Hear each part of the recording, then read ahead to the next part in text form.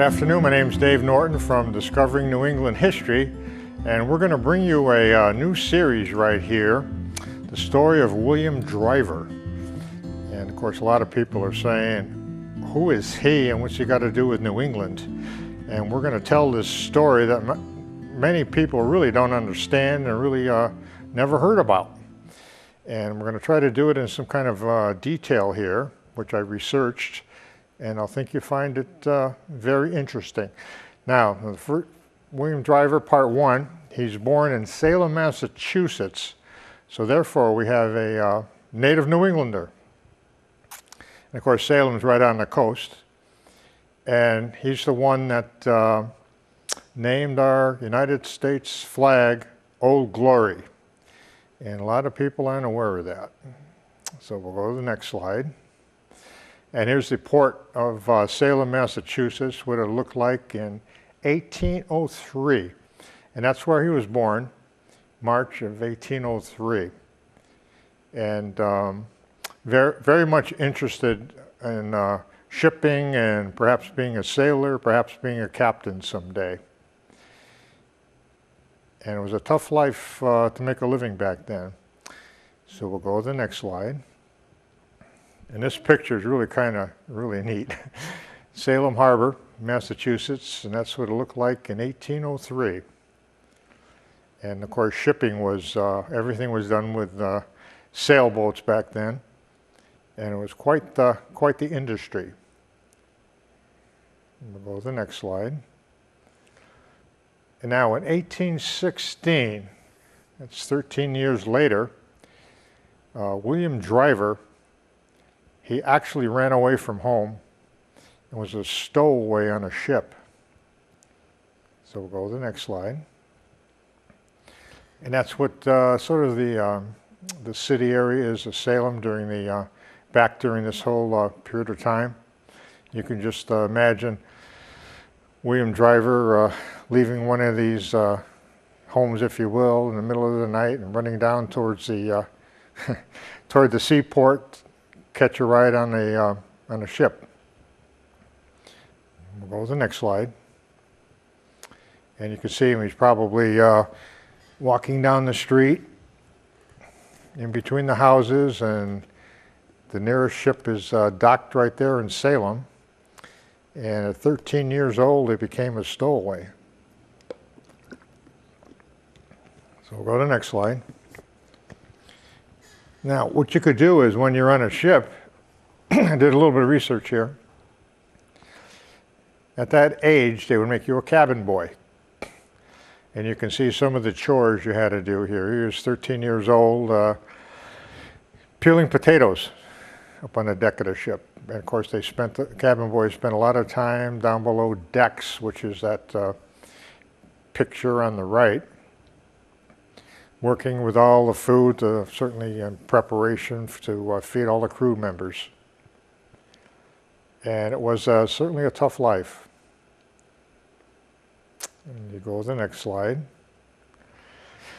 Now, he also had to do things like, as he got a little bit older, they taught him how to lower the sails. And you can see what a ship would look like. They have to climb up there and lower the sails. They taught him, the cabin boys, everything you need to know about sailing. And we'll go to the next slide. And then those that are really interested, the captain would teach you how to navigate. So we spent long hours learning how to navigate.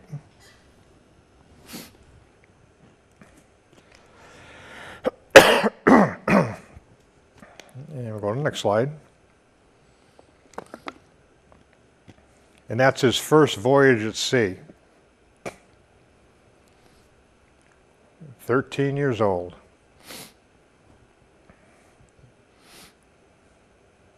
And we'll go to the next picture. Now in 1824, at the age of 21, he learned everything there is to know about a ship, navigation, everything. And so he qualified in what they call a master mariner. And he was very proud of that when he finally got that title of Master Mariner. And we'll go to the next slide.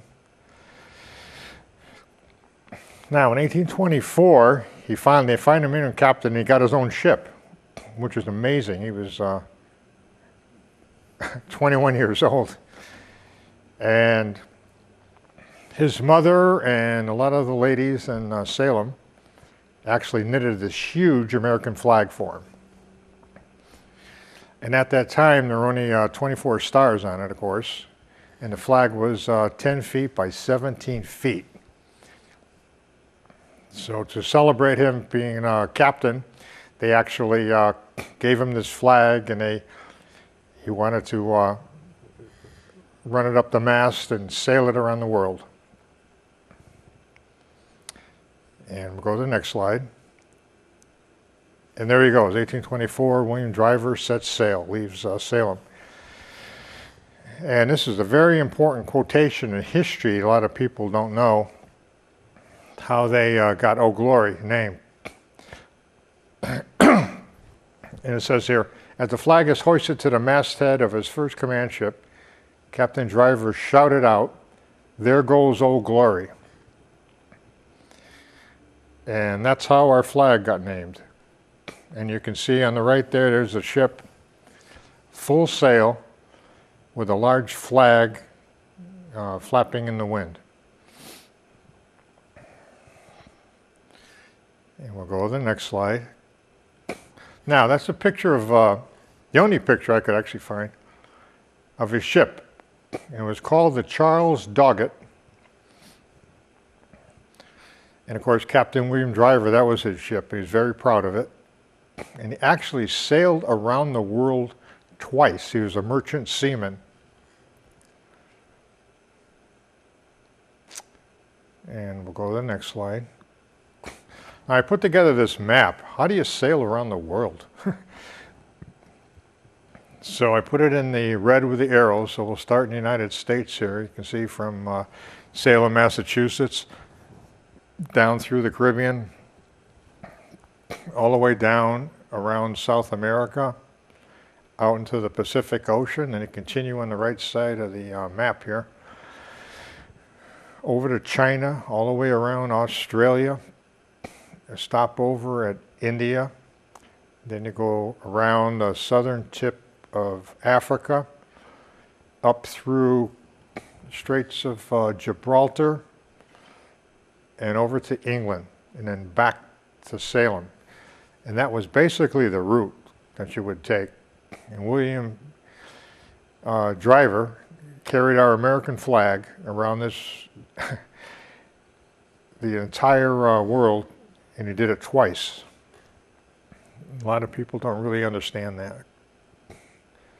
We'll go to the next slide. So we're going to trace it here, his ship, just to give you an idea. I decided to do that.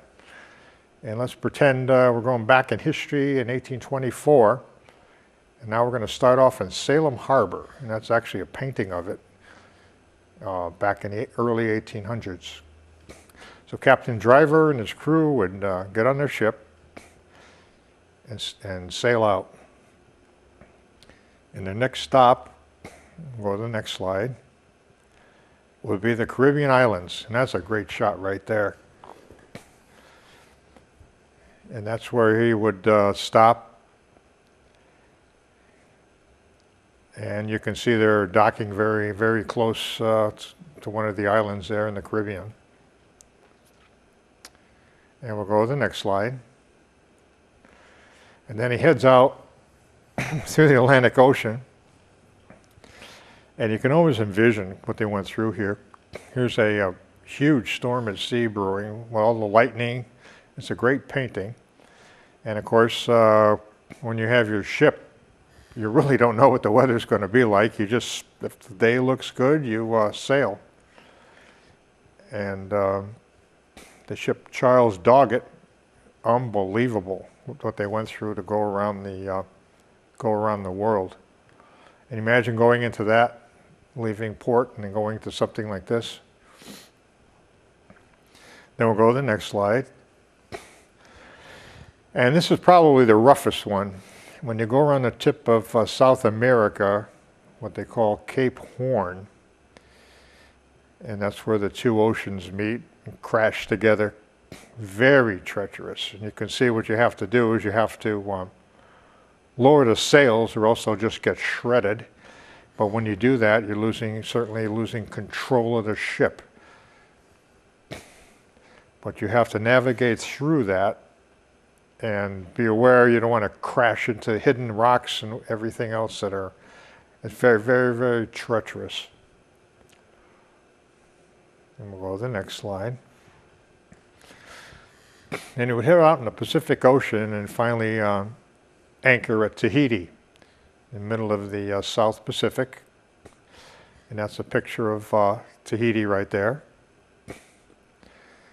Certainly one of those stop places right in the middle of the Pacific. And we'll go to the next slide.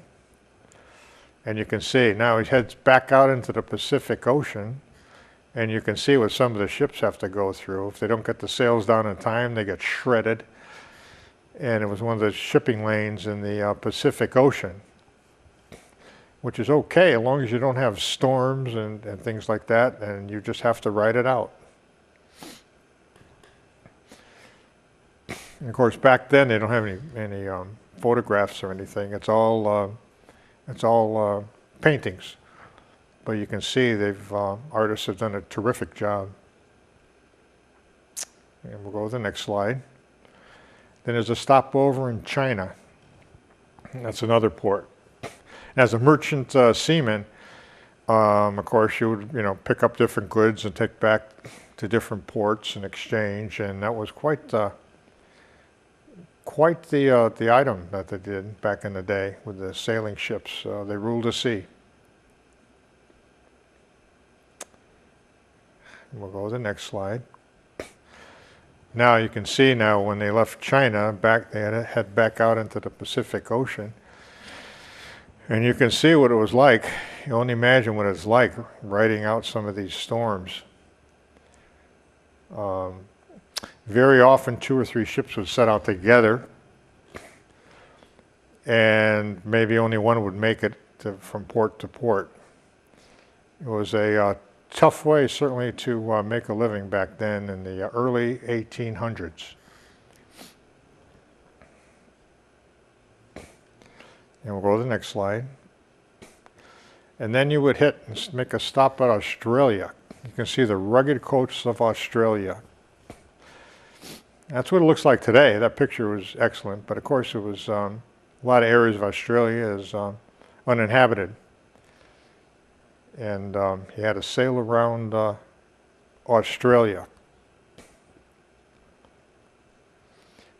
And of course, after doing this, going through all these different countries and doing it twice, William Driver became probably one of the most experienced sailors from Massachusetts.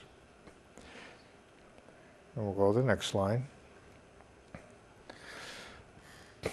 Then you would head around up to the Indian Ocean. Once again, navigating through rough seas on your way around the world. And of course, this whole trip, you would be carrying the American flag on the back. And of course, back then, the British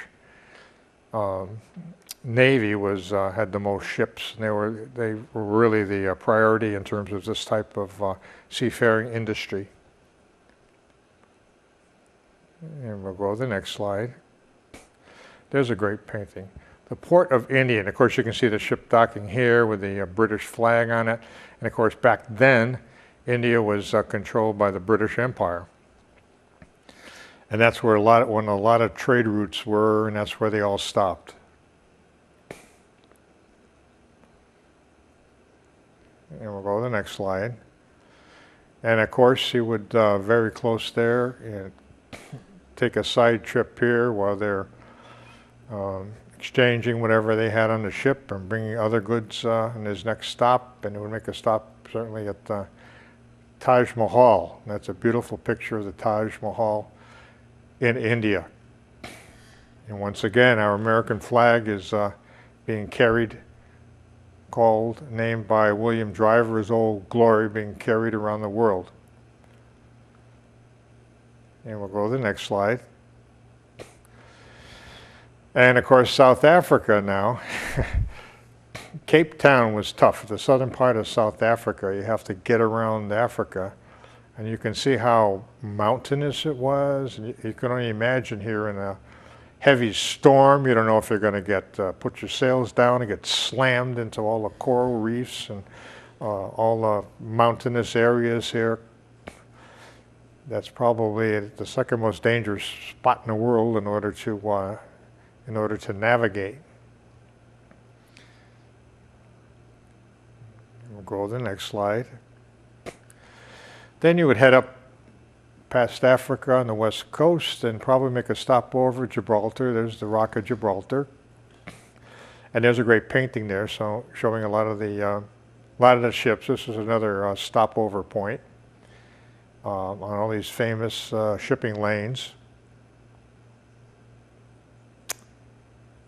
And you would go to the next slide. Then you would hit London, England, and that was a really busy port. All the British Navy, they would all start there and come back there and back and forth trading. The merchant sailors back in the early 1800s with Captain Driver from Salem, Massachusetts. Now we'll go to the next slide. And then he would go back to Salem Harbor. So now we've gone and traced his route that they would take around the world. And that is a tremendous painting. The harbor of Salem in Massachusetts, where Captain Driver would stop and get provisions and maybe change some of the folks on his crew, maybe do a lot of maintenance on the sails and on the ship, and it was quite the industry on the east coast of the United States, and especially at Salem Harbor. And we'll go to the next slide. Now, as a merchant ship now, there's a ship there over carrying the large 10-foot by 17-foot American flag. Captain Driver, I'll just read some of this here out of his history. He became deeply attached to the flag. He always felt comfortable when the American flag was flying on his ship.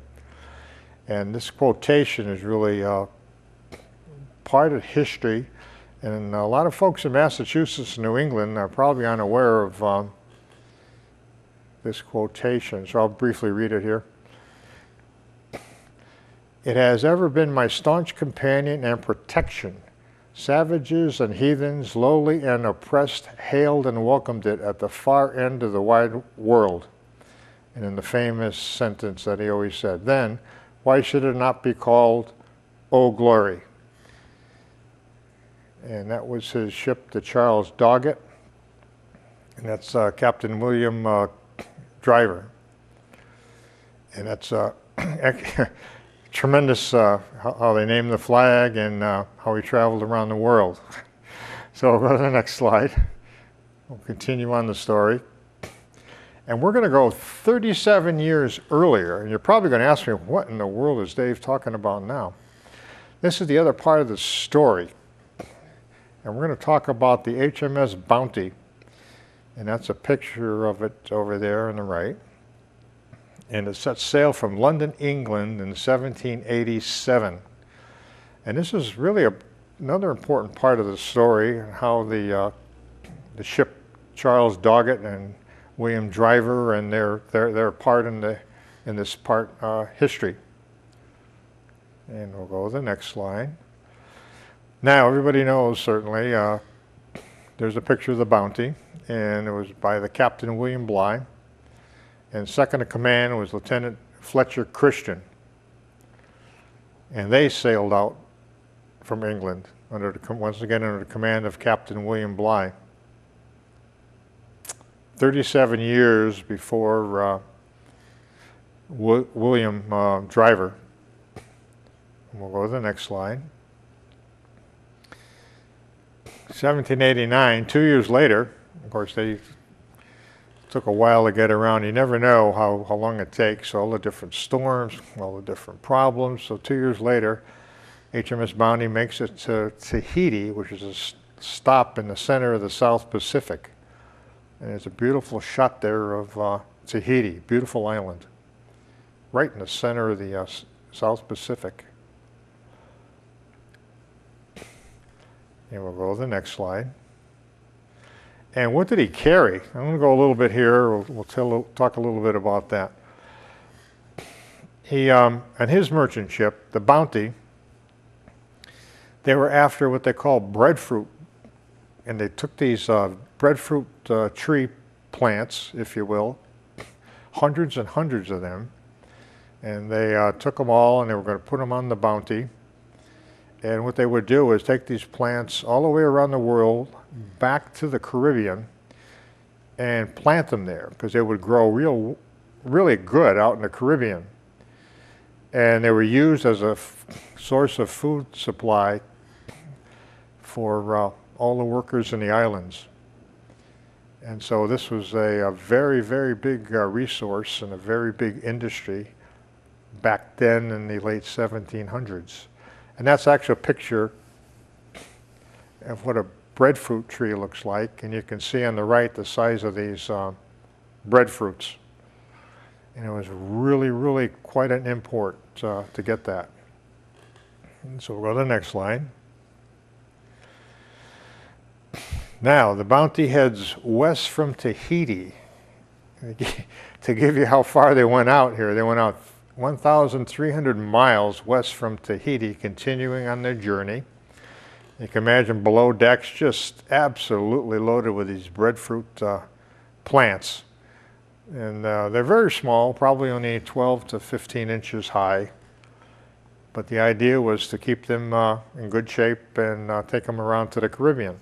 That was their, at least this particular voyage, that's what they were going to get. And you can see the British flag there on the ship. And we'll go to the next slide. Now, in April of 1789, during the time when they spent probably 5 months at Tahiti, and the crew was really getting out of control. Fletcher Christian couldn't keep them in control. They're on the island. I mean, the weather was terrific. It was really nice. They didn't have to worry about all the chores to do on members of the ship. There was a lot of fraternization with the native people there. And the Captain Fletcher could not control his men. There's a lot of free alcohol, and you can imagine all the carousing with these sailors. So Captain Bligh decided, okay, that's it. We've been here 5 months. We've got our cargo loaded. Everybody back on the ship. And of course, they all kind of protested on that. And then they got out of control and wouldn't heed a lot of his commands. And he started a whole system of punishing them, any of those that didn't obey him. Such as giving them lashes, such as keeping them below decks in chains. It was really an oppressive situation. And Fletcher Christian, of course, was second in command. And the whole crew had really had it, being under the command of Captain Bligh. So what they did is they took the Captain Bligh, and there was a mutiny on the Bounty, and Fletcher Christian took over the Bounty, and they put a small boat that you can see in the bottom with Captain Bligh and maybe 15 of his other sailors that were loyal to him, and set him adrift. Now, they were 1,000 miles west of Tahiti in the middle of the Pacific Ocean. And the next closest island there is 3,000 miles away in New Zealand. It's just an amazing story right here. So we'll go to the next slide.